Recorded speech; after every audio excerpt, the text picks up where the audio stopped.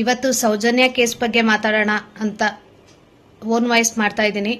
ಏನು ಅಂದ್ರೆ ನಿಜವಾಗ್ಲೂ ಸಮೀರ್ ಬ್ರೋಗೆ ಹ್ಯಾಟ್ಸ್ ಆಫ್ ಹೇಳ್ಬೇಕು. ಇಡೀ ಕರ್ನಾಟಕದ ಜನ ಇವಾಗ್ಲೂ ಎಚ್ಚೆತ್ಕೊಳ್ಳಿಲ್ಲ ಅಂದ್ರೆ ನಮ್ಮಂತ ಶತದಡ್ರು ಅದಕ್ಕೆ ಇನ್ನೊಂದು ಪದನೇ ಇಲ್ಲ.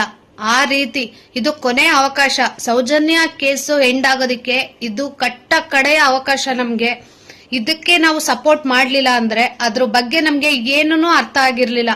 ಆದ್ರೆ ಸಮೀರ್ ಬ್ರೋ ಪ್ರತಿಯೊಂದನ್ನು ಕೂಲಂಕುಷವಾಗಿ ಯೋಚನೆ ಮಾಡಿ ಆಧಾರಗಳನ್ನ ಕಲೆಕ್ಟ್ ಮಾಡಿ ಪ್ರತಿಯೊಂದನ್ನು ಈ ಜನಗಳಿಗೆ ಮನ ಮುಟ್ಟೋ ಹಾಗೆ ತಲುಪಿಸಿದ್ದಾರೆ. ಇದು ನಮ್ಮ ಕಡೆಯ ಅವಕಾಶ.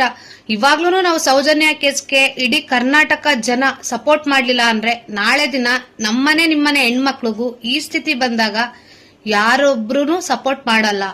ಅವರು ಯಾವುದೇ ಜಾತಿ ಬಗ್ಗೆ ಆಗ್ಲಿ, ಧರ್ಮದ ಬಗ್ಗೆ ಆಗ್ಲಿ, ದೇವಸ್ಥಾನದ ಬಗ್ಗೆ ಆಗ್ಲಿ, ಯಾವ್ದ್ರ ಬಗ್ಗೆನೂ ಮಾತಾಡಿಲ್ಲ. ಈ ವಿಡಿಯೋನ ಯೂಟ್ಯೂಬ್ ಅಲ್ಲಿ ಪೂರ್ತಿ ನೋಡಿರೋರು ಯಾರು ಈ ಮಾತನ್ನ ಹೇಳಲ್ಲ.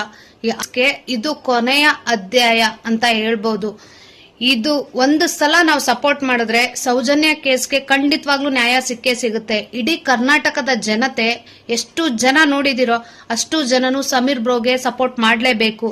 ಯಾಕಂದ್ರೆ ಯಾವ ಎವಿಡೆನ್ಸ್ ಇಲ್ದೇನೆ ಅವರು ಈ ಯೂಟ್ಯೂಬ್ ಅಲ್ಲಿ ವಿಡಿಯೋ ಅಪ್ಲೋಡ್ ಮಾಡಿರ್ಲಿಲ್ಲ.